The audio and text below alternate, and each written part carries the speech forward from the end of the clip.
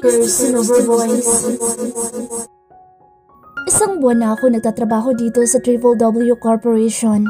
Nakakainis lang kasi hindi ko makuha ang kiliti ng boss ko.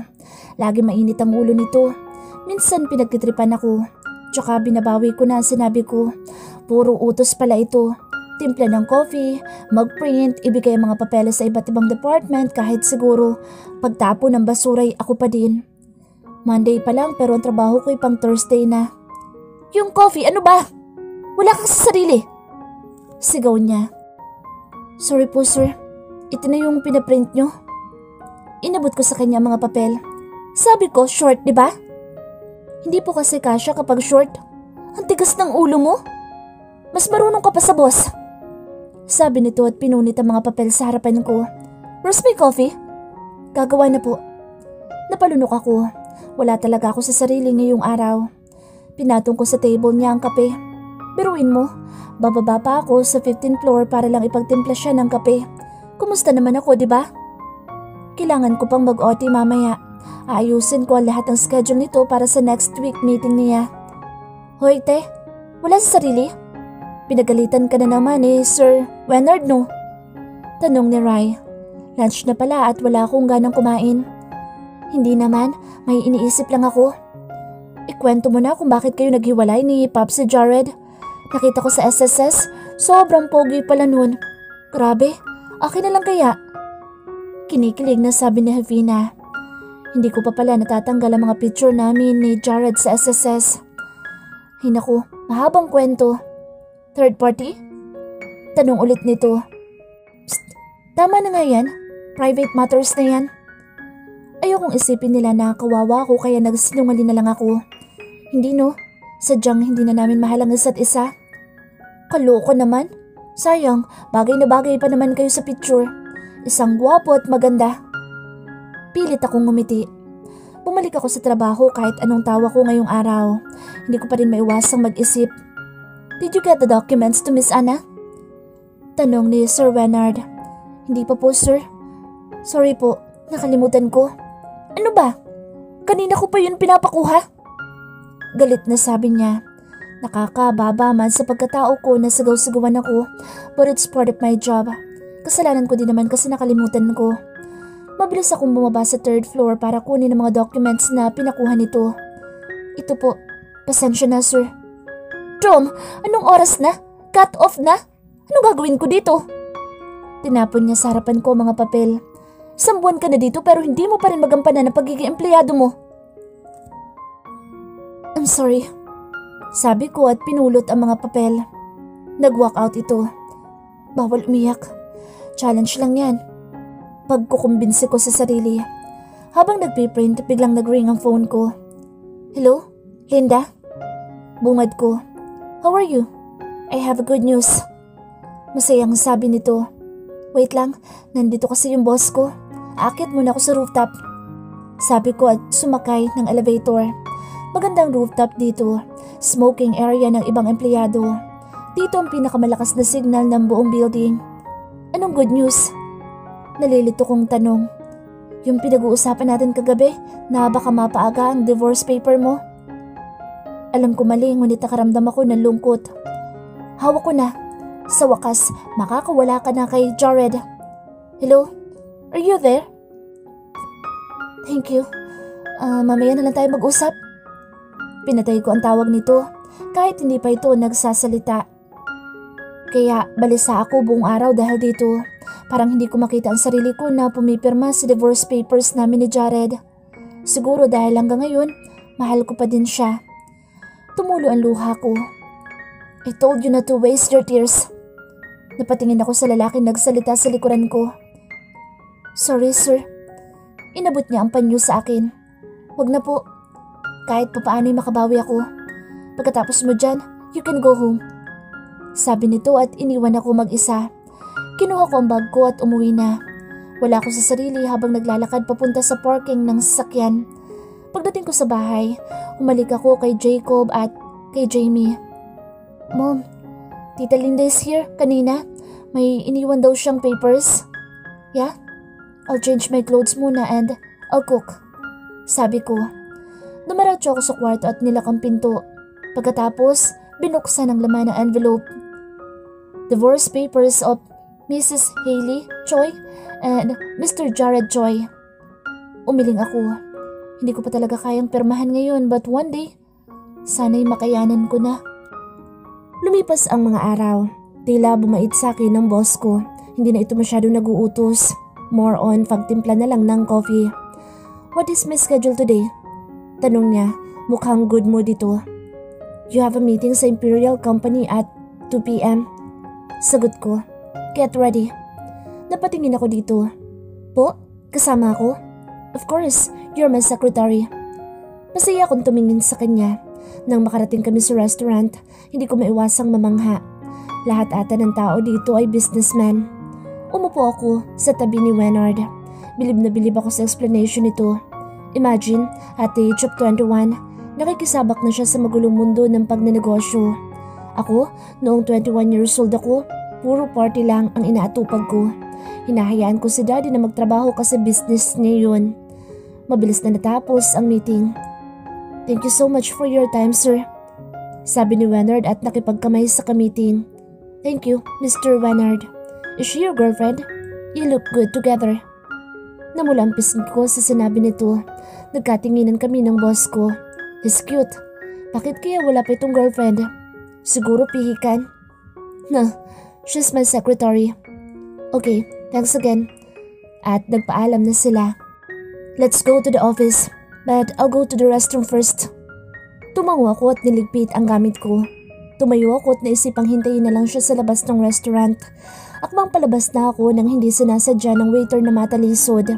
Napaatras ako ngunit may yumakap sa akin. Tila bumagal ang pag-ikot ng mundo ko. Ang lapit ng mukha namin sa isa't isa ng boss ko. Sir Wenard. Naramdaman ko ang init ng kape sa kamay nito. Oh gosh, are you okay? Nag-aalala kong tanong. Ako sana matatapunan ngunit humarang ito. Dahan-dahan niyang kinalas ang pagkakayakap sa akin. Mabuti na lang at may suot itong coat. Kung wala sigurado ako malalapnos ang balat niya sa init ng kape. Here, may tissue ko. Sabi ko at kaagad na pinunasan ng kamay niya. Let's go, Mr. Jared. Napatingin ako sa lalaki nagsalita sa likuran namin. You can go, I can manage. Laking gulat ko na makita ang asawa ko na walang emosyon na nakatingin sa amin. Jared. Lumapit si Jared sa harapan ko at hinawakan ng mahigpit ang kamay ko. Come with me. Ano? Ayoko. I said come with me. Galit na sabi nito. Excuse me, I'm your boss. Ayaw niyong sumama sa'yo. Nakakaintindi ka ba? Huwag kang makialam. Usapang mag-asawa ito. Singit ni Jared. Hindi man lang pinatapos na magsalita si Sir Wenard. Napatingin ako sa paligid. Pinagtitinginan na kami ng mga tao. Napayuko ako. Wala akong nagawa kundi sumama kay Jared. Ayoko ng eksena lalo na't nandito ang boss ko. I'm sorry. Sabi ko kay Sir Wenard. Dinala ako ni Jared sa parking lot. Hindi ka ba nahihiya sa ginagawa mo? Galit na tanong nito.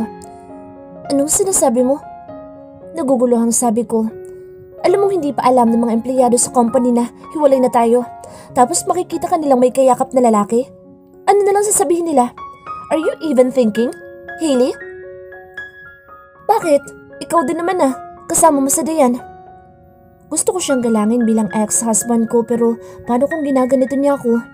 Hindi niya nahawak ang buhay ko. I'm done with him. Dayan is my secretary kaya normal lang iyon.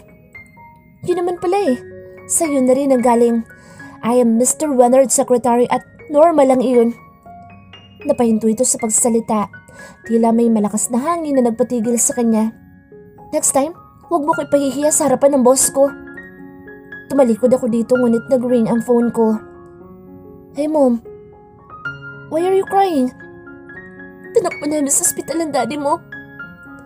Umiiyak na sabi ni mommy. Nakaramdam ako ng labis na pag-aalala kay dad. What? Sige, pupunta na po ako. Lumapit si Jared sa akin. What happened? Si dad, tinakbo daw sa ospital. What? Sumakay ka na. Let's go to the hospital. Sinunod ko naman ang sinabi nito. Wala akong time para magmatigas. My parents needs me. Mabilis kami nakarating sa ospital. Nakasunod si Jared sa akin. Halata din ang pag-aalala nito. Miss, may dinala ba dito na… Hindi ko na natapos ang pagtatanong sa reception nang makita si Mommy na naghihintay sa waiting area. Mommy! Sigaw ko. Nakatulala ito sa kawalan habang umiiyak. Mom, where's Daddy? Tanong ko. Nasa ER. Hindi ko alam ang nangyari. Ginigising ko siya kanina pero hindi na siya nagigising. Yumakap ako dito. Lumabas ang doktor galing ER. Doc, what happened? Your dad suffers a heart attack while sleeping. For now, we're observing him. Tila nabingi ako sa sinabi ng doktor. Pumatak ang luha ko. Oh God, not my dad, please. Lumapit si Jared kay Mommy at inalalayan ito. He will wake up soon po. Malakas si Dad. Napatingin ito sa akin. Kaya pinunasan ko ang luha ko at lumapit kay Mom para patahanin ito. Hindi ito ang tamang oras para umiyak ako. Kailangan ako ng mommy ko ngayon. Leonard's personal voice. She's different. I know. Napangiti ako. Ito na ang mga kailangan mo. Diyan mo makikita ang lahat ng tungkol kay Miss Hailey Joy. Thank you. You may go now. Sabi ko sa tauhan ko. Nagpa-background check ako kay Hailey. Natutuwa kasi ako sa kanya. May kakaiba ko nararamdaman na hindi ko pa masabi kung ano. 8 years ang agwat namin sa isa't isa ni Hailey. She's married to Mr. Jared Joy, the president of ADM Company. May anak itong dalawa, isang lalaki at babae. At ayon sa source na nakalap nila, nag-file na ng divorce papers si Hailey sa asawa. Hindi ko alam kung saan nagsimula ang interes ko sa kanya. Basta't isang araw, tila may kakaiba ng tibok ang puso ko na never ko pang naramdaman sa ibang babae. Yes, I'm young. I should call her ate nga, but I can't. Basta, I don't know what is happening to me. Kapag kasama ko siya, tila buo na ang araw ko. Naisipan ko siyang isama sa meeting ko. Alam ko nagugulat ito kasi iba na ang pakikitungo ko sa kanya this past few days. Kasama po ako sa meeting niyo? Tanong niya. Of course, you're my secretary. Sagot ko. Masaya itong nag-ayos ng sarili. Ito na naman ang mabilis na pagtibok ng puso ko. Malapit lang sa opisina ng restaurant kaya mabilis lang kami nakarating. Nagsimula na ang meeting ko. Nag-order ako ng maraming pagkain para sa amin at sa ka-meeting ko. This restaurant is my favorite. Halos lahat ng business meeting ay ginaganap dito. Napatingin ako kay Hailey. Nagta-take down notes ito habang kumakain. Napangiti ako kasi mukhang nagustuhan niya ang pagkain na in-order ko. It's settled then. Thank you so much for your time, sir. Ngumiti ako at nakipagkamay sa kanila. Is she your girlfriend? You look good together. No, she's my secretary. Sagot ko at nagpaalam sa kanila. Let's go back to the office but I'll go to the restroom first. Tumangutango naman ito. Papasok pa lang ako ng restroom nang may makitang lalaki at babae. You did a good job. I'm so proud of you. Sabi ng babae. Inaayos nito ang necktie ng lalaki. So sweet, but I think this is not the proper place para maganyanan sila. Thank you. Kumalik ang lalaki sa labi ng babae. Let's go. Nagugas ako ng kamay at nagpatuyo. Paglabas ko ng restroom, tumingin ako sa table namin ngunit wala na si Hailey doon. Tumingin ako sa paligid. Palabas na pala ito ng restaurant. Sumunod ako sa kanya na ma-out of balance ang isang waiter na kasunod nito. Napaatras si Hailey. Ngunit niyakap ko ito. Sorry sir. Hingin pa umanhin ng waiter. Sobrang init ng laman nito. May posibilidad na malapnos ang balat ko kapag nabuhusan ako. Mabuti na lang at nakasuot ako ng coat. Sir Leonard, are you okay? Ito, may tissue ako dito. Nag-aalalang tanong ni Hailey habang pinupunasan ng kamay ko. Let's go, Mr. Jared. Napatingin kami sa lalaki nagsalita sa likuran namin. You can go. I can manage myself. Seryosong nakatingin na isang lalaki sa amin. Jared. Bulong ni Hailey ngunit rinig na rinig ko. Napabalik ang tingin ko kay Hailey. Come with me. Galit na sabi ng lalaki at mahigpit na hinawakan ng kamay ni Hailey. Ano? Ayoko. I said come with me. Humarang ako sa gitna nila dahil lumalakas na ang boss ng lalaki. Ayoko lang din ng skandalo. Excuse me, I'm her boss. Ayaw niyong sumama sa'yo. Nakakaintindi ka ba? Huwag kang makialam. Usapang mag-asawa ito. Nagulat ako sa sinabi nito kaya hindi ako nakapagsalita. Siya si Jared. Hindi ako makapaniwala na ang lalaki nasa CR na may kahalikang babae at ang asawa ni Hailey ay iisa. Napayo ko sa Hailey. I'm sorry. At sumunod dito sa lalaki. Napahawak ko sa batok. I can't believe this. Why am I angry? Hailey's personal voice. 2 araw na lumipas. Nasa ospital pa rin si Daddy. Hindi pa ito nagigising. Sabi ng doktor, he is in coma. Iyak nang iyak si Jamie nang malaman ito. Mabuti na lang at nandyan si Jared para patahanin ito. Naka-leave muna ako sa office. Malaki ang pinagbago ng bahay. Nakakamiss ang malakas na boses ni Dad. Daddy! Napatingin ako kay Jamie. Pinapunta niya pala ang ama niya. How's my princess? Tanong ni Jared. I'm sad. I miss Lolo so much. Sagot niya pagkatapos ay yumakap sa ama. I miss him too. Kailangan natin mag-pray para magising na si Lolo, okay? Tumango si Jamie. Kinarga niya si Jacob dahil nagiiyak na naman ito nang makita siya. Pagdating talaga kay Jared, nagiinarte ang mga ito. Niligpit ko ang pinagkainan ng mga bata. Hinayaan ko silang mag-bonding, mag-aama. Alam ko naman kasi kung gaano nila kamis si Jared. Yan ang bukang bibig ng bunso ko. Nag-ring ang phone ni Jared. Wait, I'll take this call lang. Sabi niya sa mga bata at lumayo dito. Yeah, I'm with my kids. Okay, bye. Alam ko si Dayan ang kausap niya. Iba ang kaligayahan na ibinibigay ng babaeng iyon sa kanya eh. Pwede ka nang umalis kung hinahanap ka na sa opisina mo. Kaya ko namang alagaan ng mga anak ko. Baka nakaka-istorbo kami sa'yo. Singit ko. Ayoko kasing napipilitan lang ito dahil kailangan niya magpakaama sa mga bata. Ha? Nandito ako kasi gusto ko makasama ang mga bata. Huminga ito ng malalim. At para na din kumbinsihin ka na lumipat sa opisina. Umiling ako. No, thank you. Kaya ko sarili ko. I don't need your company. Your dad's company, Hailey. He told me na alagaan ka. Kayo ng mga bata. Na huwag kitang pabayaan. Ginagawa ko lang ang utos niya. Tumulo ang luha ko. Sinabi niya rin yan sa'yo bago tayo ikasal pero anong ginawa mo? Pinabayaan mo ako. Hindi mo ako tinuring na ina ng mga anak mo. Para usan mo lang ako noon. Kaya tama naging desisyon ko na makipaghiwalay sa'yo. Mom? Dad? Are you two fighting? Tanong ni Jamie sa likuran ko. Kaagad kong pinunasan ang luha ko tumarap sa kanya. Of course not. We're talking. Okay, can we watch na? Ngumiti ako tumango. Yay! Let's go, Dad. Iniwan namin si Jared mag-isa sa sala. Pumunta kami sa theater room. Inaantok akong tumayo sa kama. Hindi pa rin umuwi si Jared hanggang ngayon. Parang walang kapaguran sa paglalaro ang mga bata kapag kasama siya. It's already 10 p.m. Bumaba ako para sleepin sila. Nakita ko itong natutulog sa sofa. Nasa tiyan niya si Jacob samantalang nakapatong ang ulo ni Jamie sa hita ng ama. Siguro ako na ang pinakamasayang babae sa mundo kung makikita ko silang ganyan at maayos kami ni Jared.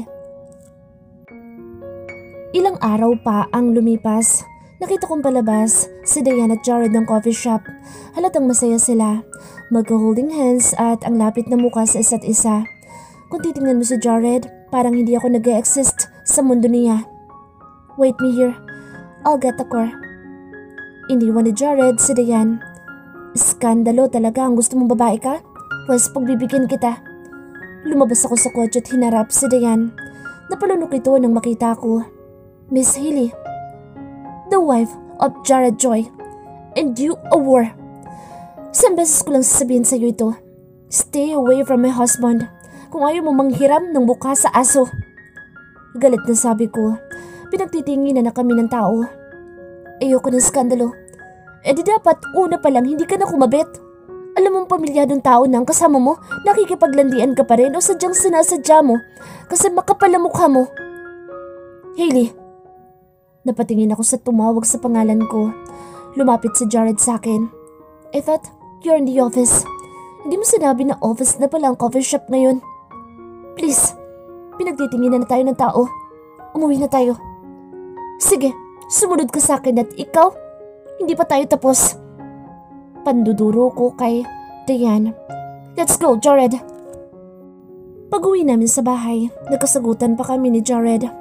Ano sinabi mo kay Diane? Ano pa bang kulang ha, Hailey? Nandito na ako. Ikaw na ang kasama ko. Ako ang kasama mo pero ang puso't isip mo na kay Diane. Na hindi ka man lang makatulong dito sa bahay. Sarili mo ngang anak hindi mo maalagaan tapos may oras ka makipagkita sa babaeng yun? Eh di maghiwalay na lang tayo. I don't want this marriage in the first place. Umiling ako at inalis sa isipan ng nakaraan. Oo, galit ako. Oo, masakit pero paano ako makaka-move on kung puro galit ang nasa puso ko? Galit sa sarili ko. Galit kay Diane. Diba sabi nila, kung gusto mo magbago, simulan mo sa pagpapatawad sa mga taong nakasakit sa'yo. Biktima lang si Jared sa masama kong ugali noon. Hindi ko siya dapat sisihin. Dahan-dahan kong binuhat si Jacob kaya nagising si Jared. Iakit ko na siya. Ikaw na lang kay Jamie. Kung gusto mo dito ka nilang matulog sa may guest room. Hindi na. Aalis na din ako. Maaga pa ako sa opisina bukas. Sabi nito. Inakyat namin sa kwarto ang mga bata. Magkatabing matulog si Jamie at Jacob. Nilalagyan ko lang ito ng maraming unan sa paligid ng kama para naman safe sila. Hinatid ko na din si Jared sa may gate. Ingat ka. Ako man papasok na ako nang tawagin ako nito. Hailey? Lumingon ako. Can we be friends? Para sa mga bata. Hindi man natin sila mabigyan ng buong pamilya, at least maging mabuting magulang tayo para sa kanila. Let's forget everything and focus to our children. Ngumiti ako dito. Tama siya. Hindi dapat namin idamay ang mga bata sa away namin. Kung masakit para sa amin, alam kong mas masakit para sa kanila. Okay, Jared. Para sa mga bata. Kung tutuusin, sila ang mas naapektuhan sa maling desisyon na ginawa namin. Friends? Nilahad nito ang kanyang kamay. Friends. Thank you, Jared. Nakipagkamay ako dito. Tila gumaan ang pakiramdam ko. Sana ito na ang simula ng pag-move on ko sa kanya. Kinabukasan, pumasok na ako sa opisina. Ang hirap manghatiin ang katawan ko ngunit kinakaya ko. Sa umaga, aasikasuhin ko ang mga bata. Kahit kasi may kasambahay, ayaw nilang magpaasikaso. Then papasok ako sa opisina at sa uwian naman ay dadalawin si Dad sa ospital. Minsan hindi na ako nakakakain ng dinner dahil gusto ko nalang matulog at magpahinga. Hailey, can you please print this one? Utos ni Sir Bernard. Yes po. Oo nga pala, kumusta ang daddy mo? Okay naman, minsan nagre-respond siya. Lalo na't kapag kinakausap ng mga bata, like gagalaw ang daliri niya. It's a good sign. Pwede ba akong dumalaw sa daddy mo? Tanong niya. Oo naman, mamaya pupunta ako. Gusto mo sumama na lang sa akin? Tumango ito. Mamait na ng tuluyan si Sir Bernard. Hindi ko nga alam kung deserve ko ang malaking sahod. Kung puro utos lang sa pagtitimpla ng kape ang pinagagawa niya sa akin. Okay na rin kami ni Jared sa lumipas na mga araw. Hindi na kami nag-aaway. Minsan, awkward pero kadalasan hindi naman. Unti-unti ko na rin natatanggap ang sitwasyon namin na hanggang dito na lang talaga kami. Dumating ang uwian. Ihatid na lang kita mamaya. Delikado sa kalsada lalo na't mag-isa ka. Naku, salamat talaga. Mag-grab na lang sana ako pero mapilit ka eh. Natawa kami pareho.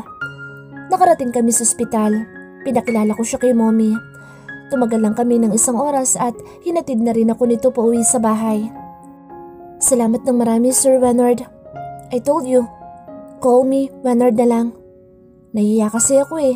Pero sige, Bernard. Salamat talaga. Biglang bumukas ang gate. Nandito pala si Jared. Medyo awkward. Jared, si Sir Bernard, may boss.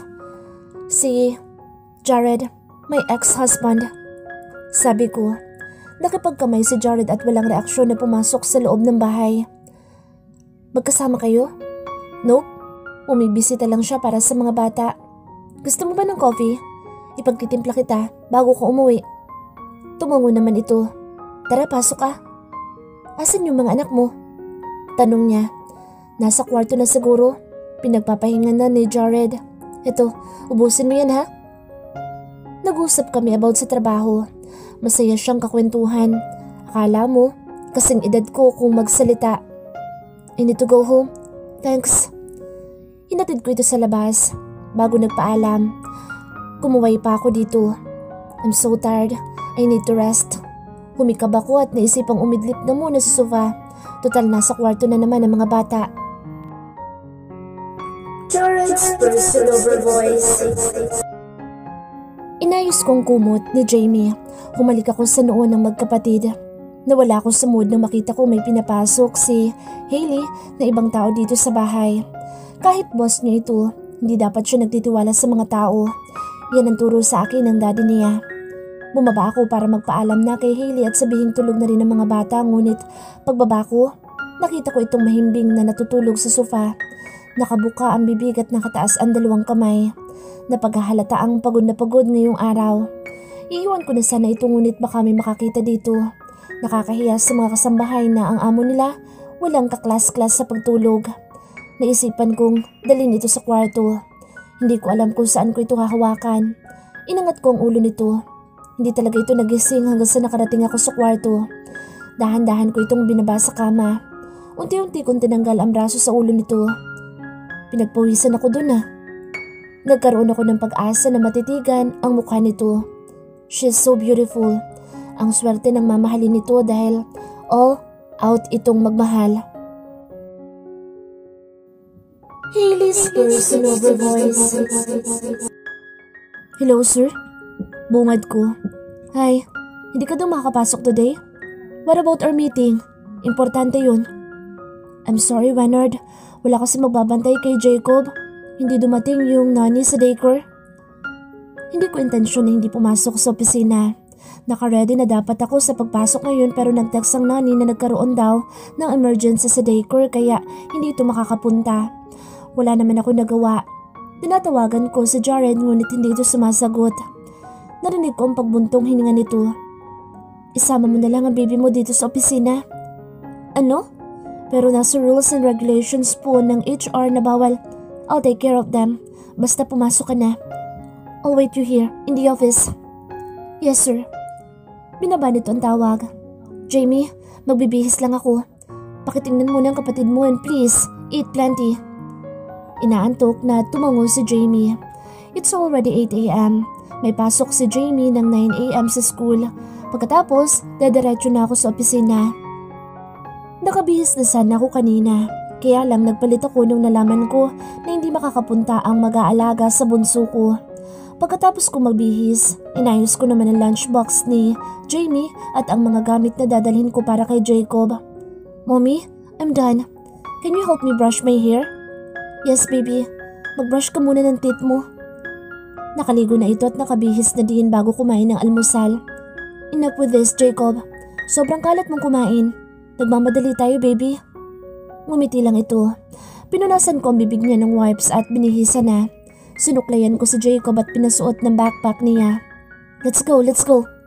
Sabi ko. Nilagay ko sa baby car seat si Jacob. Bawal ang bata sa harapan kaya magkatabi silang magkapatid sa likuran. Mabilis kaming nakarating sa school. Don't forget to wash your hands before and after you eat. Here's your lunchbox. Bilin ko sa kanya. Yes mom. I love you. I'll see you later. Humalik ito sa pisngi ko. I love you too mommy. See you later. Bye-bye Jacob. Kiss ate. Natawa ako nang umiwas si Jacob. Mukhang naiinis na kasi kumakamot na sa ulo. Kinuha ko ang gatas niya at sinubo sa kanya. Maaga itong nagigising. Siya ang alarm clock namin sa bahay. Dinala ko sa opisina ang baby car seat niya na nagiging stroller para kapag natulog ito, komportable siya. Malaki din ang dala kong bag para isahan na lang. Nandito na ang gatas, bottle, wipes, pampers at mga damit nito. Good morning sir. Sorry I'm late. Sabi ko. Nag-thumbs up ito at tinuloy ang pakikipag-usap sa phone niya. Ladies one, be silent okay? Mommy will work. Pinaglalaruan nito ang laway niya kaya napatawa ko. 10 a.m. na rin kami nakarating dito sa office. Ginawa ko na ang mga gagawin ko. Here's the paper sir. Sabi ko habang karga-karga si Jacob. Akala ko'y magagalit ito ngunit tumawa lang ito. Your son is really cute. Mabuti na lang at hindi umiiyak. Yes po. Mabait naman ito. Hindi iyakin. Good kid. Hinimas nito ang ulo kaya tumawa si Jacob. Akala siguro ay nakikipaglaro sa kanya ang boss ko. Mag-start na tayo ng meeting para maaga ka rin makauwi. Nilagay ko si Jacob sa carrier niya at binigyan ito ng laruan para hindi maingay. Nagsimula na ang meeting namin ni Leonard. Share ideas lang about sa upcoming projects. Actually, 3 boses ang maririnig mo sa kwartong ito. Sumasabay kasi si Jacob. Parang gusto nang magsalita at kausapin kami. Okay, we're done. Oh, tulog na din pala siya. Magpapadala na lang ako ng pagkain dito. Huwag ka nang bumaba sa pantry. Thank you, sir. Pwede bang pabantay lang sandali kay Jacob? I'll go to the restroom lang. Pakiusap ko dito. Okay. Ngumiti ito. Tulog na tulog naman si Jacob. Sigurado ako napagod ito kakalaro kanina. At saka mabilis lang naman ako. Tatawagan ko lang si Jamie at tatanungin kung kumain na ito ng lunch. Jared's personal voice. Yes, Mr. Joy. Okay, meeting adjourned. Sabi ko at lumabas na sa boardroom. Let's eat. Pagyaya ni Diane. Yeah, I'll just call my daughter. Napahawak ako sa sentido. Ang sakit ng ulo ko kakaisip sa magiging solusyon sa problema ng kumpanya. Hi, Daddy. Masayang bungad ni Jamie. Hi, what are you doing? Did you take your lunch? Nakangiting tanong ko. I miss them already. 3 days na akong hindi nakakapunta sa kanila dahil sa trabaho. Yes, Dad. I will call Mommy na sana because I'll go home early. Susunduin niya daw ako kasama si Jacob. Kasama? I thought she's working right now. Hindi siguro dumating ang nanay ni Jacob kaya nag-leave ito. Okay, where is your mom? Tanong ko. In the office with Jacob. Sagot niya. What? Hindi ako makapaniwala na isinama niya si Jacob sa opisina niya. Okay, I'll pick you up later. I love you. I love you too, Dad. Bye. Kinuha ko ang susi ng sakyan ko. I can't believe this. Sino ba lalaki yun para unahin niya kasi sarili niyang anak? I prepare some food. Let's eat. It's an emergency. I need to go. Sabi ko kay Diane. Hindi ko na ito hinintay na magsalita. Alam ko maintindihan niya ako. Mabilis kong minaneho ang sakyan papunta sa opisina ni Hailey. W Corporation is also a big company. Kilala ko ang may-ari nito pero ang pumalit na nagangalang Leonard, hindi. Obviously, apo ito ng may-ari. Excuse me? Busy ang babaeng receptionist kakatype sa computer niya. Lumingon ito sa akin at napanganga. Oh, you're the president of ADM Company? How can I help you, sir? I'm looking for Hailey. She is the secretary of Mr. Leonard. Do you have a scheduled meeting to our boss? Napataas ang kilay ko sa babae. Nagtatanong ako tapos magtatanong din siya. So stupid. 16th floor, sir. I'll show you the way. No, thank you. Mabilis ako sumakay sa elevator at pinindot ang 16th floor. Pagbukas ng elevator ay kaagad akong lumabas. Nadaanan ko ang table ni Hailey dahil may gamit ito dito. Wow, interesting. Silang dalawa lang palang nasa floor na ito. Nakarinig ako ng iyak ng bata kaya sinundan ko ito. Nakita kong karga ni Leonard ang anak ko habang umiiyak. Give me my son.